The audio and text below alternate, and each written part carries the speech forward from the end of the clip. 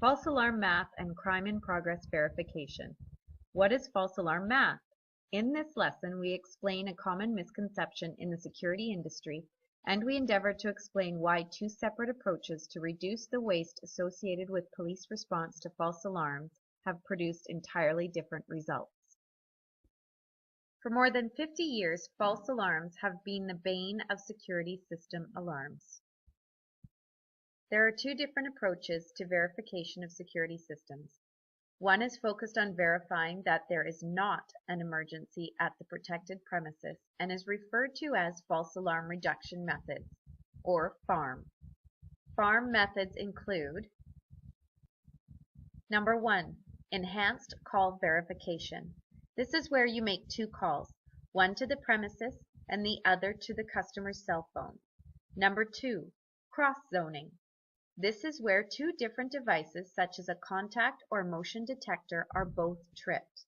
This eliminates causes related to a faulty device.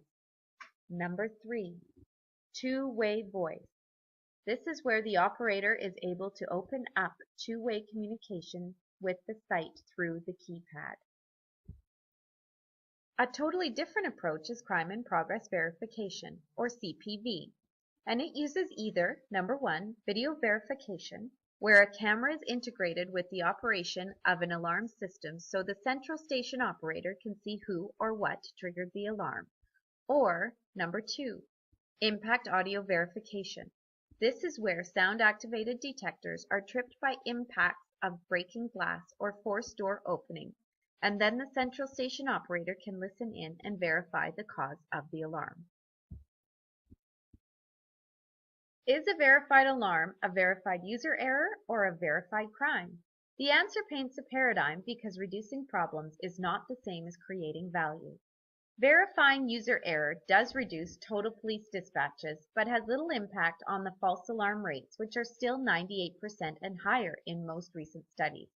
Even after FARM, police typically make 50 to 100 false alarm runs to find a single burglary. To maximize Central Station Monitoring's value to its customers, it is crucial that we embrace law enforcement's definition of crime in progress verification, or CPV, through video or impact audio verification. It is important to understand why increasing the probability of real crimes, even a few percentage points, matters to police, and the best way to do this is to think of crimes per response. Consider that 99% false actually means that 1% are true. Reducing the false alarm rate 9% from 99% to 90% means a tenfold increase in true crimes per response. The difference is enormous to police, not a paltry 9% better, but a solid 1,000% improvement. It means that instead of police going to 100 alarms to find a single burglary, there is an actual crime and potential arrest for only 10 alarm runs. Likewise, if we cut the false alarm rate in two, from 99% to 50%, it is not just twice as good. There are 50 times more crimes per police response, and even more arrests result. This is not impossible. In fact, when false alarms are reduced to these lower levels with video verification, published police case studies have documented arrest rates where 70% of real crimes are resulting in arrest.